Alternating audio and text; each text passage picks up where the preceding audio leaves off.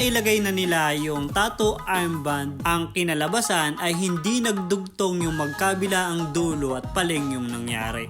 Kain tayo bago umpisa ng tatuan. At nice day ngayong araw. Home service pa rin. At i-ready na natin yung mga kailangan natin gamitin sa pagtatattoo. At syempre kasama pa rin natin ang produkto ng Crazy Tattoo Supply. Balutan na natin yung armrest, pati na din yung table na ginagamit natin. At dahil na i-ready na natin ang lahat, idikit naman natin yung design na gustong ipatattoo ni Sir. At dahil nga naglagay si Sir na naming cream, linisan at ahitan na rin natin. Yung braso nga ni Sir ay lalagyan natin ng tape para may guide tayo sa pagdikit ng stencil. At gamit nga itong stencil transfer gel ng Crazy Tattoo product, ididikit na natin itong stencil. Dahan-dahan na pagdikit para may pagtugma natin ang magkabila ang dulo. Bali, isa to sa mahirap sa pagtatattoo ng armband dahil hindi mo talaga to madidikit ng perfecto. At ang pwede mong gawin dito ay freehand. Pero mas okay naman din ako sa pagdikit ng stencil para mas mabilis at ipipreehand ko na lang yung mga ibang hindi pantay o yung hindi dumikit ng maayos. Mas madali kasi kapag ganito, konting-konti lang yung kailangan mong ipreehand. At dahil naayos na natin, kunin na natin ang tattoo glide ng Crazy Tattoo product para maumpisa na natin na magawa yung gustong ipatattoo ni Sir. Sa pagtatattoo nga, ito yung isa sa pinakamahirap na gawin dahil kailangan mong pantayin at itugma at sa artist talaga nakasalalay yon. Sino ba dito ang naka-experience na magpatattoo ng armband? Dahil sila ang pinaka nakakaalam niyan. At ito nga yung pinaka-aabangan natin kung magagawa ba natin to ng maayos. Dahil gaya nga ng banggit ko kay Sir, mahirap magtattoo ng armband. Pwede talagang hindi maging pantay o hindi talaga sobrang perpekto ang pwedeng mangyari. At nabanggit nga rin sa akin ni Sir na may kamag-anak siya na may tattoo ng armband. At nabanggit niya nga rin na ganun daw talaga. At na-experience nga daw pala nila. Yung sila mismo nag-try na bumili ng sticker. Tattoo sticker na pang armband. At yung nag-try na sila na idikit sa braso, nahirapan sila sa pagdikit at kung paano gagawin. At nung nailagay na nila yung tattoo armband, ang kinalabasan ay hindi nagdugtong yung magkabila ang dulo at paling yung nangyari. At ang banggit ko nga kay Sir, ganun talaga ang pwedeng mangyari kapag hindi mo alam yung ginagawa mo o kung paano yung gagawin. Kahit nga mismo yung pagdikit ko ng stencil pwedeng hindi talaga magtugma. Pero dahil na rin siguro sa experience, gaya ng paglagay natin ng tape na guide, sa pagdikit pa nga lang ng stencil ay nalalagay na natin ng maayos. Hindi ganun ka-perfect pero naidudugtong natin magkabilang dulo. Isa na rin yon sa kagandahan kapag alam na natin yung gagawin. Pero yung iba napakasipag talaga at hindi nagdidikit ng stencil. Pero kahit ano pa man ang gawin natin, ang mahalaga ay magawa natin to ng maayos. At hindi na nga natin to papatagalin pa. Linisan na natin gamit ang foaming soap ng Crazy Tattoo product. At eto na nga yung kinalabasan sa ginawa nating tattoo kay Sir. At sana nga ay maging masaya si Sir sa ginawa nating tattoo sa kanya. At sabay-sabay na nating husgahan kung ano ba yung nangyari sa tattoo natin kay Sir. Tignan natin kung pantay ba yung kinalabasan. At hanapin nyo na lang kung saan yung nakaligtaan natin. Medyo mahirap para sa amin ang magtattoo ng armband. At sa ngayon, ito muna yung nagawa natin.